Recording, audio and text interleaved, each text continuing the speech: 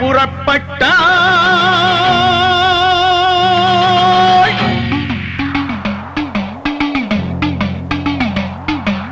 காளி புறப்பட்டாள், மகா காளி புறப்பட்டாள்.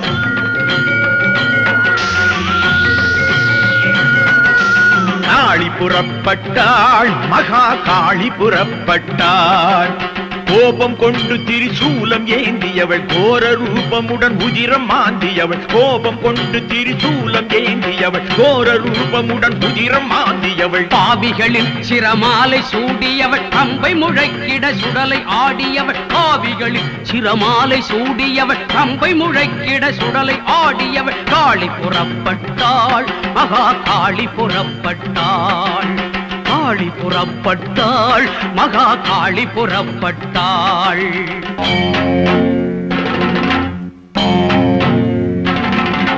காமகாசுரன் மூகனாய் பல தீமைகள் தினம் செய்தான்.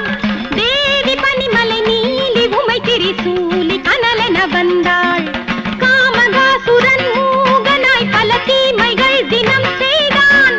தேவி பனிமலை நீலி உமை திரிசூலி கனலென வந்தாள். பாதகன் பல ரூபமாய் கருமாரியின் முன் நின்றான். பாதகன் பல ரூபமாய் கருமாரியின் முன் நின்றான். மாயம் குலைவுற ஆயுள் முடிவுற காளி பேருரு கொண்டாள். மாயம் குலைவுற ஆயுள் முடிவுற காளி பேருரு கொண்டாள்.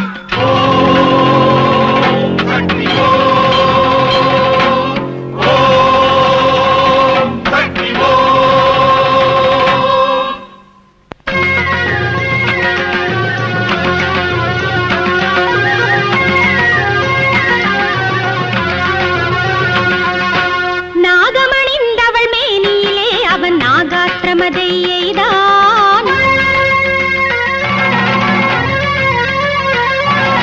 நஞ்சு எங்குமினி மிஞ்சிடாது என கருடாஸ்திரமதில் கொய்தாள்.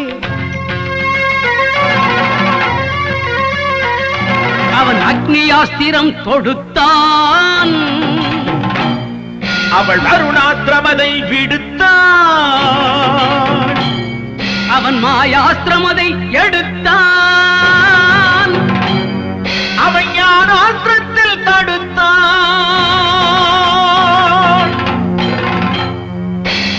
சக்தி ஓம், சக்தி ஓம், சக்தி ஓம்.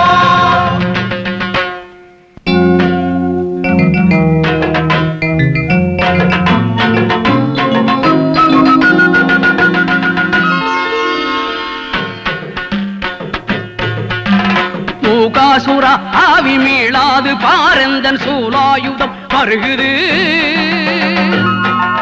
என்று மகிடன் முதல் அசுரர் பலர் உதிரம் தினம் பருகினிது. பேராயுதம் பிடித்தாள், பேராயுதம் பிடித்தாள்.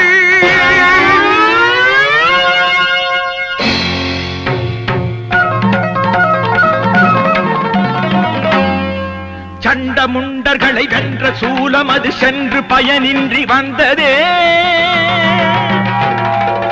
அண்டம் யாவும் அதை கண்டதும் பதறி அஞ்சு திகில் கொண்டு நின்றதே. காரணம் புகழும் பூரணி நாரணி காரணம் யாதென அறிந்தாளே. தேவியன் மூவரும் சேர்ந்தால் தான் இவன் வீழ்வான் என்று தெளிந்தாளே.